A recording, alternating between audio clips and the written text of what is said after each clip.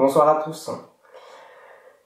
Alors, aujourd'hui, je vais vous présenter ce caillou qui est confiné chez moi depuis 2007, depuis le jour où je l'ai ramassé sur une plage de Bretagne. On reconnaît bien ici la forme un petit peu arrondie d'un galet de plage. Alors, géographiquement, il s'avère que j'ai la carte géologique chez moi, par hasard. Donc, il se trouvait à un des endroits les plus jolis au monde, la presqu'île de Crozon en Bretagne. Plus précisément, cette petite plage, ici, la plage de l'Ostma. Alors, la carte, elle nous apprend que c'est une roche assez ancienne, puisqu'elle date de l'Ordovicien, c'est-à-dire qu'elle a à peu près 445 millions d'années. Je vais vous la montrer d'un peu plus près. Je vais refaire la mise au point. Hop.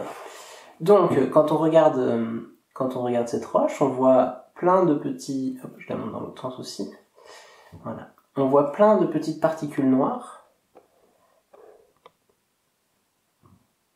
Voilà, qui sont englobées dans une matrice blanche. On voit que ces particules, elles peuvent être très très anguleuses. Vous voyez ici, par exemple, celle qui est juste là sur le côté.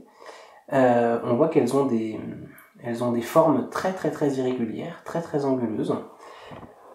Et ces petites particules, en plus, on le voit de loin, elles ont tendance à ne pas être réparties au hasard. Elles sont classées. Si vous regardez, on en a des grosses, puis des plus fines, puis des grosses, puis des plus fines, etc.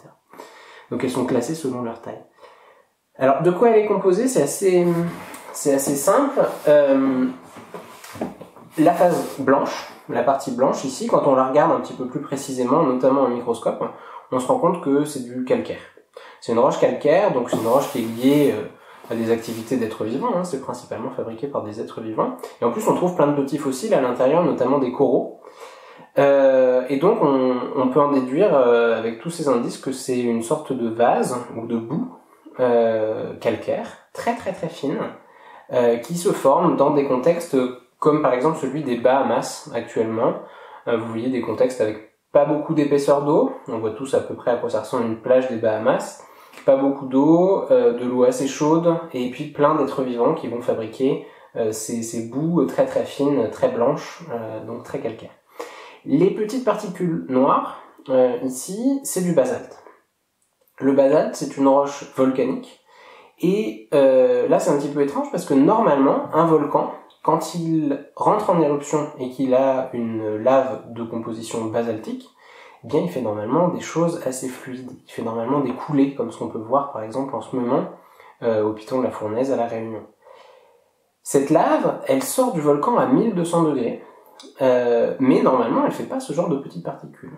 Et donc c'est ça qui est spectaculaire ici, c'est que au lieu de s'écouler par exemple à l'air libre ou de s'écouler dans l'eau, eh bien la lave à 1200 degrés ici quand elle sort du volcan, quand elle est sortie du volcan, elle est allée s'écouler dans cette boue carbonatée, dans cette boue calcaire, qui était encore toute molle et toute gorgée d'eau.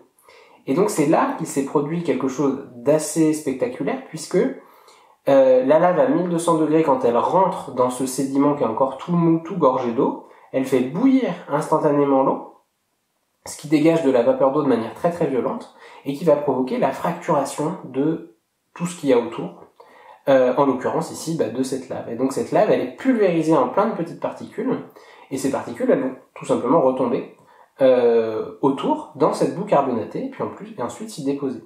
Donc c'est la succession des éruptions qui explique ici qu'on ait plusieurs alternances de grosses et puis de petites particules. Cette roche, on l'appelle une brèche volcanique. On appelle même parfois ça une pépérite parce que les gens qui l'ont décrite trouvaient que ça ressemblait un petit peu à des petits grains de poivre. Bon, faut pas la manger, mais effectivement, c'est un joli caillou. Voilà. Je vous souhaite une bonne soirée et prenez soin de vous.